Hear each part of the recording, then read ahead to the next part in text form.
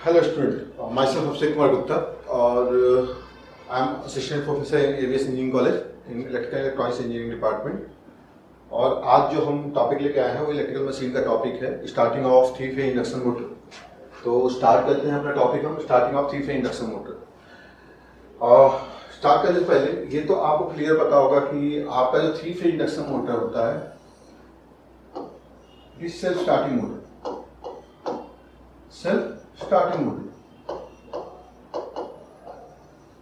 जब ये self starting motor है तो स्टार्टिंग क्या जरूरत है? सबसे पहला क्वेश्चन तो हमारे दिमाग में यही आता है कि जब ये सेल्फ स्टार्टिंग है तो आखिर में स्टार्टिंग की जरूरत क्या है?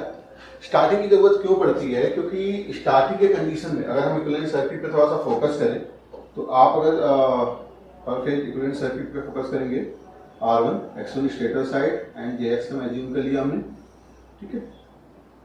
ये आपका रोटर साइड जो रेफर्ड वैल्यू है, copper loss, rotor copper loss, और ये आपका इक्विवेलेंट सर्किट, ठीक है। R1 JX1 JXM JX2 R2 and this is R2 into 1 minus S upon S। ये हमने अलग क्यों किया? क्योंकि आपको पता होगा कि कॉपर लॉस के बाद हमें क्या मिलता है? मैकेनिकल पावर डेवलप मिलता है, और ये रिप्रेजेंट करता है मैकेनिकल पावर डेवलप को, जो कि आपका एक्चुअल मोटर का आउटपुट है। क्योंकि मोटर क्या करता है? इलेक्ट्रिकल पावर को मैकेनिकल पावर में कन्वर्ट करता है। तो अगर हम सर्किट के बेसिस पे देखें तो मैकेनिकल पावर को रिप्रेजेंट करने वाला क्या है? R2 into 1 minus S by S। Clear? तो स्टार्टिंग कंडीशन में क्या होता है? The time of starting, obvious सी बात है कि जो स्लिप की वैल्यू होती है वो क्या होती है? यूनिटी। क्यों यूनिटी होती है? क्योंकि रोटर की स्पीड जीरो होती है, एनआर की वैल्यू क्या होती है? जीरो होती है। तो ऑब्वियस सी बात है स्लिप आपका क्या होता है? यूनिटी। और स्लिप यूनिटी होने की वजह से जो आपका मैकेनिकल पावर को रिप्रेजेंट कर रहा है ये वैल्यू, इसकी वैल्यू क्या हो जाएगी? Zero. 1 minus S by S यानी 1 minus 1 by 1 इक्वल टू क्या आ जाएगा? जीरो। जीरो होने का मतलब क्या हो गया? Short circuit. Clear? Short circuit होने का ही मतलब क्या हो गया कि at the time of starting motor three phase induction motor behaves as, किसकी तरह बिहेव कर रहा है? Behaves as a transformer. एक ट्रांसफॉर्मर की तरह, क्योंकि एक स्टेशनरी बॉडी हो गया, रोटर में कोई मूवमेंट नहीं है, तो ये क्या हो गया? एक ट्रांसफॉर्मर की तरह बिहेव कर रहा है। और ट्रांसफॉर्मर की तरह बिहेव कर रहा है लेकिन विद सेकेंडरी शॉर्ट सर्किट। आपका जो सेकेंडरी वाइंडिंग है वो क्या हो गया? Short circuited. जब ये शॉर्ट सर्किटेड हो गया तो ऑब्वियस सी बात है, आपको ही पता है कि अगर इंपीडेंस वैल्यू जीरो होती है तो करंट क्या करता है? करंट की वैल्यू बढ़ती है। शॉर्ट सर्किट होने का मतलब ये जो इफेक्टिव रेजिस्टेंस था इसकी वैल्यू जीरो हो गई तो करंट में अचानक से उछाल आए। क्लियर? यानी करंट की वैल्यू अचानक से बढ़ जाएगी। क्लियर? तो यहां पे क्या होता है? इसकी वजह से आपको क्या मिलता है? हाई स्टार्टिंग करंट मिलता है, हाई स्टार्टिंग करंट। और इसी हाई स्टार्टिंग करंट को हमें क्या करना है? रिड्यूस करना है। तो उसको रिड्यूस करने के लिए, टू रिड्यूस इस हाई स्टार्टिंग करंट को रिड्यूस करने के लिए आप क्या करते हैं? स्टार्टिंग मेथड पढ़ते हैं। क्लियर? तो आपको क्लियर हुआ होगा कि स्टार्टिंग मेथड का मतलब ये नहीं होता कि थ्री फेज इंडक्शन मोटर को हम स्टार्ट करा रहे हैं। इसका मतलब ये है कि हमें जो हाई करंट मिल रही है due to the nature of as a transformer, और वो भी क्या है? शॉर्ट सर्किटेड कंडीशन में, उसकी वजह से क्या हो रहा है? हाई स्टार्टिंग करंट मिल रहा है। उस करंट को हमें लिमिट करना है तो हमें स्टार्टिंग मेथड पढ़ना होता है थ्री फेज इंडक्शन मोटर में। तो मेरे ख्याल से आपको क्लियर हुआ होगा कि आखिर में स्टार्टिंग मेथड पढ़ा क्यों जाता है। क्लियर? ठीक है। अगर हम बात करें स्टार्टिंग की तो स्टार्टिंग मेथड में हम बहुत सारे मेथड देखते हैं, ठीक है। तो सबसे पहले बताता हूं कि स्टार्टिंग मेथड कितने तरह के होते हैं, ये जानना जरूरी है। तो सबसे पहले स्टार्टिंग मेथड हम देखते हैं कितने तरह के होते हैं, ठीक। स्टार्टिंग मेथड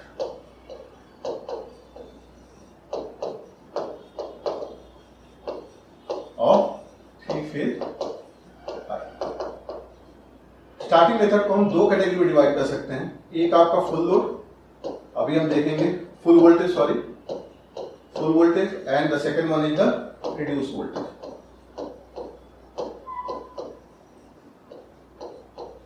वोल्टेज को फुल लोड, फुल सप्लाई पे देना या सप्लाई को रिड्यूस करके और रिड्यूस वोल्टेज उस मोटर को देना। दो तरीके हैं यहाँ पे स्टार्टिंग मतलब स्टार्टिंग करंट को लिमिट करने के लिए। हालांकि अगर हम डायरेक्ट ऑनलाइन स्टार्टिंग यानी फुल वोल्टेज की बात करें तो वो अलग कंडीशन हो जाता है। उसके रिस्पेक्ट हम क्या करते हैं, सारे कंडीशन को कंपेयर करते हैं। तो फुल वोल्टेज हम जरूर पढ़ेंगे, साथ साथ में रिड्यूस वोल्टेज में कितने तरीके आ जाएंगे। रिड्यूस वोल्टेज में हम 3 मेथड पढ़ेंगे। First one is stator resistor और reactor method, stator reactor starting,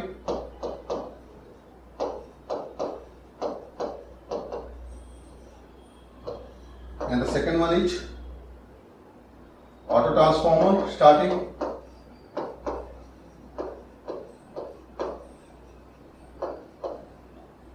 and the last one is star delta। तो 3 अलग अलग लेक्चर में हम इसको लेके आएंगे। सबसे पहले हम फुल वोल्टेज इस लेक्चर में देखेंगे। फुल वोल्टेज में हम क्या करते हैं, क्या हम मानक लेते हैं, क्या रेफरेंस लेते हैं, जिसकी वजह से हम बाकी सारे मेथड को कंपेयर करते हैं तो हमें पता चलता है कि हाँ स्टार्टिंग करंट की वैल्यू लोअर डाउन हो रही है, कम हो रही है। क्लियर। तो सबसे पहले हम देखते हैं फुल वोल्टेज पे क्या चीजें सिनेरियो बनता है, आपका सर्किट का बिहेवियर क्या होता है, वो सारी चीजें हम देखेंगे। क्लियर। तो फुल वोल्टेज जो मेथड होता है इसको हम बोलते हैं DOL मेथड, यानी direct online starting.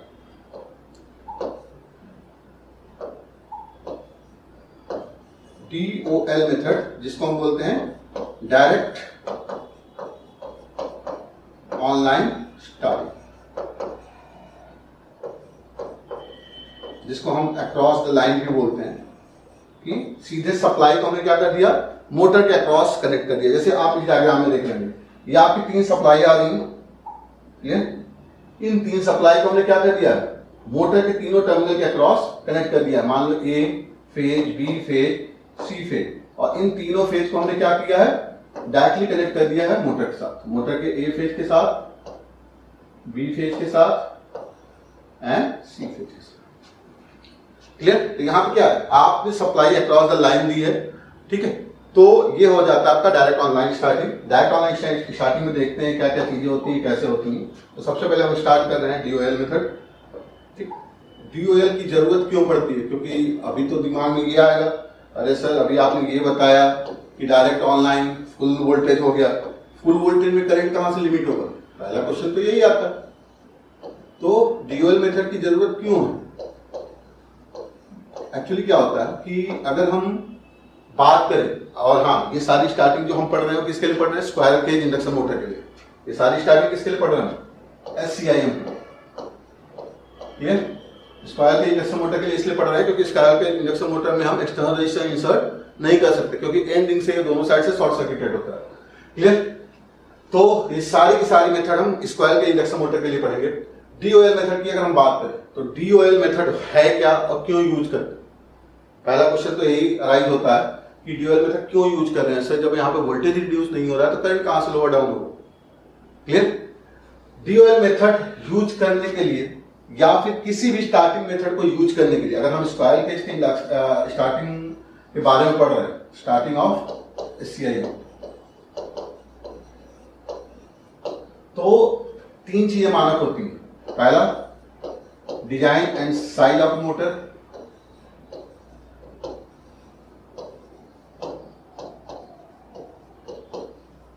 second one is the power capacity of line,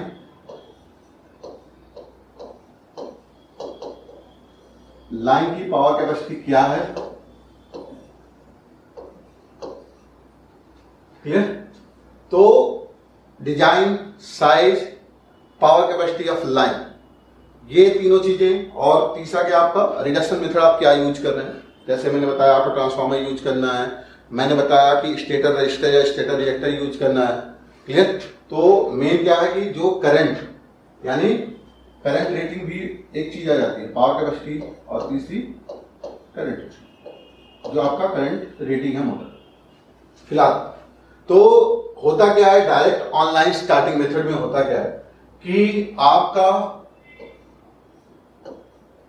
short circuit nature होने की वजह से करंट जो ड्रॉ होगा, मोटर जो ड्रॉ करेगा करंट, मोटर करंट जो ड्रॉ करेगा वो क्या ड्रॉ करेगा, nearly about 5 to 6 times of rated current होता है, 5 to 6 टाइम्स ऑफ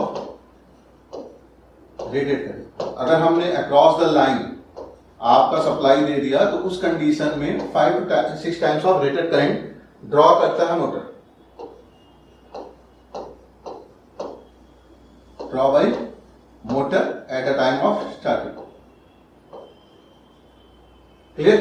तो करंट ज्यादा हो गया, करंट ज्यादा हो गया तो भाई इसकी वजह से क्या क्या फर्क पड़ता है। पहली चीज तो करंट ज्यादा हो गया, और अगर हम सर्किट की बात करें तो हमारा सर्किट, अगर हम मैग्नेटाइजिंग रिएक्टेंस को अप्रॉक्सीमेटेड वैल्यू बनाएं, यानी मैग्नेटाइजिंग रिएक्टेंस को हमने यहाँ पे रख दिया, अप्रॉक्सीमेटेड नेटवर्क बना रहा हूं मैं। क्लियर? तो आपका सर्किट ये बन के आता है at a time of start. क्यों? क्योंकि R2 की वैल्यू हो जाती है, ये वैल्यू पूरी फ्री R2 हो जाती है, स्लिप की वैल्यू क्या आ जाती है 1। क्लियर? ठीक है, तो आपका ये पैरेलल सर्किट हो जाता है JSM। तो इस सर्किट को आप क्या कर सकते हैं, यहां से हटा सकते हैं। क्लियर? तो आपके लिए केवल सर्किट में क्या बचा रहेगा, R1, JX1, JX2 and R2। Clear? तो यहां पे अगर हम बात करें तो इस करंट को हमने एज अ रेफरेंस ले लिया ISC। तो ISC की जो वैल्यू आएगी वो क्या हो जाएगी, मान लो सप्लाई वोल्टेज पर फेज आपका V1 है। क्लियर? तो ISC की वैल्यू आ जानी है आपकी, ISC आ जाना है आपका V1 अपॉन ZSC के बराबर, जहां पे ZSC क्या होगा, ZSC की वैल्यू क्या हो जाएगी, सिंपल है R1 plus R2 plus JX1 plus. Clear? Approximated result है, तो अप्रॉक्सीमेटेड ही लेके हम बाकी चीजों को कंपेयर करने की कोशिश करेंगे। ISC ये मैंने मानक ले लिया, ये ISC हमारे लिए डायरेक्ट ऑनलाइन यानी V1 सप्लाई अगर दे रहे हैं तो ISC वैल्यू नहीं लेगी, ISC की वैल्यू क्या होगी, V1 बाई ZSC के बराबर होगी। फिलहाल इस पर फोकस करते हैं, ये तो हमारे लिए रेफरेंस हो गया। 5 to 6 times of rated current draw करता है मोटर। क्लियर? तो ऑब्वियस सी बात है जब मोटर इतना करंट ड्रॉ करेगा तो उस कंडीशन में क्या होता है, पहली चीज आपका इंपीडेंस वैल्यू बढ़ने की वजह से आपका लो पावर फैक्टर भी मिलता है। इस कंडीशन में क्या होता है, low power factor, power factor की वैल्यू भी काफी कम होती है। ठीक है, हम बात यहां पे क्या कर रहे थे, हम बात कर रहे थे कि आखिर में इस कंडीशन में ड्यूअल मेथड यूज करने में क्या क्या मुश्किलें आनी है, कैसी कैसी मुश्किलें आनी है, वो हम देखने जा रहे हैं।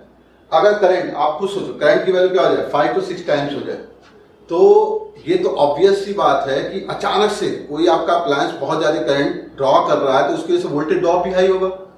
जब वोल्टेज ड्रॉप हाई होगा आपका क्या होना है, वोल्टेज ड्रॉप भी बहुत हाई होना है।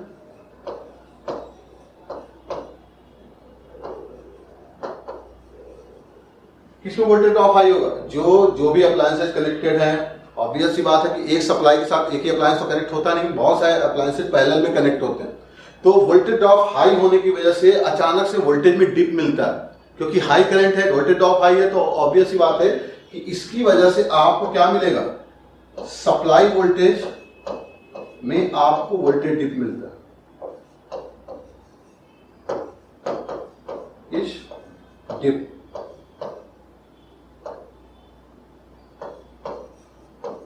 वोल्टेज डिप होने का मतलब क्या हो गया, जैसे अगर मैं बात करूं, आपने घरों में भी देखा होगा, जब आप रेफ्रिजरेटर ऑन करते हैं, तो अचानक से क्या लगता है कि जितनी भी लाइटें वगैरह जल रही हैं वो थोड़ी सी डिम फील होती है। क्यों डिम फील होती है, क्योंकि जो उसमें मोटर लगा हुआ है वो क्या करता है, eight the time of starting बहुत हाई करंट ड्रॉ करता है, जिसकी वजह से वो अचानक से कुछ देर के लिए टेंजेंट में आपको फील होता है कि वोल्टेज डिम हुई है क्या, लेकिन उसके बाद क्या हो जाता है, सिस्टम फिर से स्टेबल हो जाता है, आपको वही इंटेंसिटी के साथ लाइट मिलती है जब वो रनिंग मोड में आ जाता है। ये चीजें आपने अपने घर में भी गौर की होगी। क्लियर? तो कहने का मतलब क्या है कि ड्यूअल मेथड आप तभी यूज कर सकते हैं कि आपके मोटर का जो साइज है, क्लियर, जो आपके मोटर का साइज है, ठीक,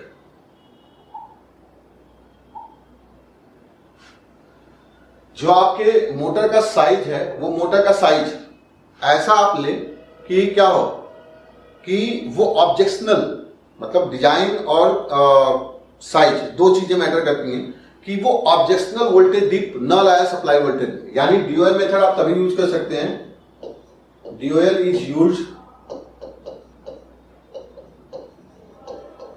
कब यूज कर सकते हैं? When there is no objectional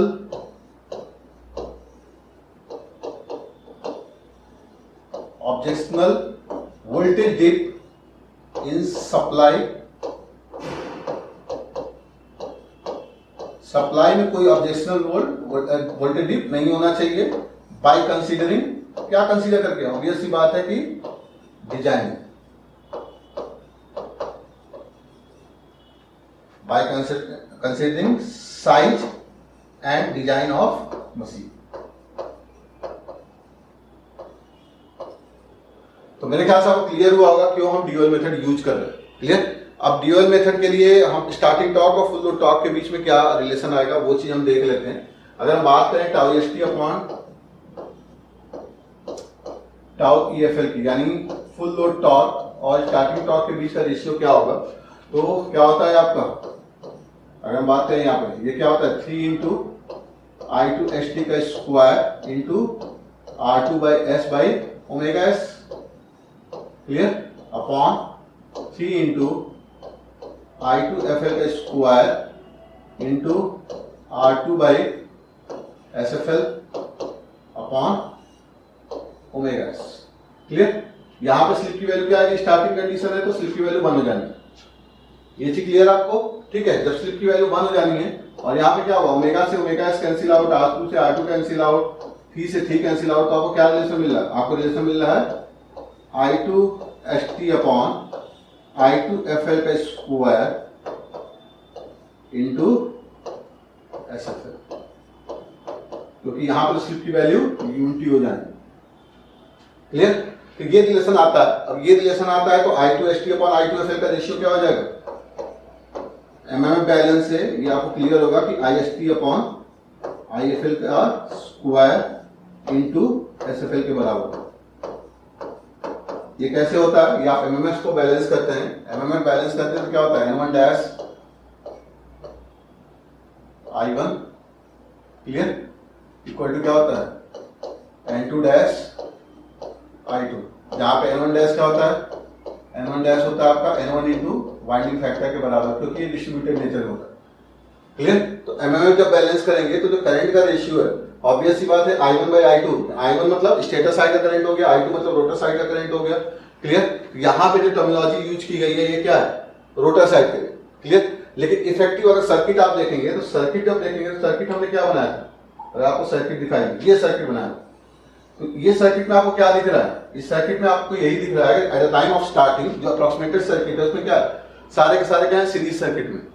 clear? लेकिन ये वैल्यू रेफर्ड वैल्यू, ये रोटर की जो सर्किट होती है क्या होती है आपकी? रेफर्ड सर्किट होती है प्राइमरी, यानी स्टेटर साइड आपने रेफर किया तब जाके सर्किट मिला है। तो उस वजह से आप इसको क्या बोल सकते हैं कि आपने एमएमएफ को बैलेंस किया तो I2ST अपॉन I2FL का जो रेशियो होगा ऑब्वियसली बात है IST अपॉन IFL के रेशियो के बराबर आएगा, क्योंकि यहां पे आप पुट करेंगे I2ST in terms of I1 या IST। जब एपॉस्ट्रोफी आप यूज नहीं कर रहे, मेन सप्लाई के साथ जो करंट ड्रॉ हो रहा है वो IST हमने मान लिया अपॉन IFL का स्क्वायर इनटू SFL। आप सीधे सीधे यहाँ पे यूज कर सकते हैं, क्योंकि आपको पता है कि टर्न्स रेशियो फिक्स होगा। यानी अगर मैं यहाँ पे I1 मानूं, I1 की वैल्यू क्या हो जाएगी? N2 dash upon N1 dash into I2। Clear? तो आप जो प्राइमरी करंट है वो सीधे सीधे टर्न्स रेशियो के टर्म में रख सकते हैं, टर्न्स रेशियो एक दूसरे को कैंसिल आउट कर देगा तो प्राइमरी के टर्म में पूरा रिलेशन आ जाएगा। क्लियर है चीज? तो यहां पे हमें क्या मिला? ये IST अपॉन IFL का स्क्वायर इंटू SFL के बराबर। क्लियर? तो tau EST upon tau EFL की जो वैल्यू आई वो क्या आई? IST अपॉन IFL का स्क्वायर इंटू SFL। बस ध्यान क्या देना हमें ये ध्यान देना है कि ये जो करेंट्स हैं, जो रेशियो करंट के आ रहे हैं, करंट ड्रॉ बाई मोटर होता है, इस चीज का हमें ध्यान रखना है, ड्रॉन बाई मोटर। क्लियर? तो डायरेक्ट ऑनलाइन स्टार्टिंग में चूंकि आप पूरा का पूरा वोल्टेज दे रहे हैं, पूरा का पूरा वोल्टेज देने का मतलब क्या हो गया? आपका सर्किट ये है, ये आपका सर्किट, यानी ये जेएससी के इक्विवेलेंट, ये आपका V1 वोल्टेज, करंट आपका ISC, और ये जो इक्विवेलेंट इंपीडेंस आ रहा है वो जेएससी के बराबर R2। क्योंकि स्लिप की वैल्यू 1 है, ठीक है।